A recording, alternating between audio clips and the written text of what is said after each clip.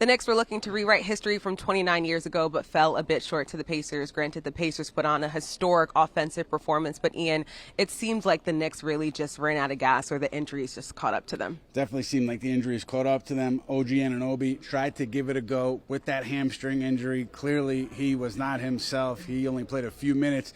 Josh Hart, I think, impacted by that abdominal strain. And then second half, you have Jalen Brunson fracturing his left hand, ending his season. So, yes, in the end, the injuries did catch up to the Knicks. I was a little surprised that, in general, the energy wasn't there to a higher level in that first half when Indiana seemingly made every shot. But give credit to the Pacers for knocking down open shots, and the Knicks, again, injuries catching up with them here. It's been the story of the season. Yeah, the Pacers shot over 76% from the field. That was absolutely bonkers.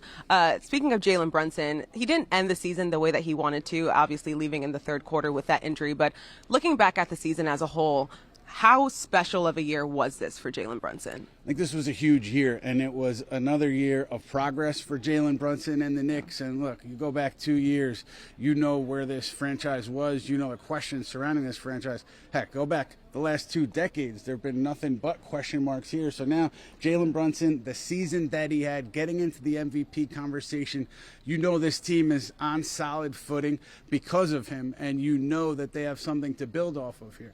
Will they build off it? We'll find out, in the months and the years ahead, but give Jalen Brunson a lot of credit for turning this thing around and getting the Knicks in a good place. Yeah, having arguably an MVP caliber season. Brunson said that he doesn't necessarily view this year as a success because they didn't win a championship or make it to the NBA Finals. But from your perspective, Ian, do you view this season as a success for the Knicks? I would say, not an unmitigated success, but you look at the board here, the Knicks, I think, had a good shot to get to the Eastern Conference Finals. They didn't do that, so they probably got to where you thought they would be if they played to their potential.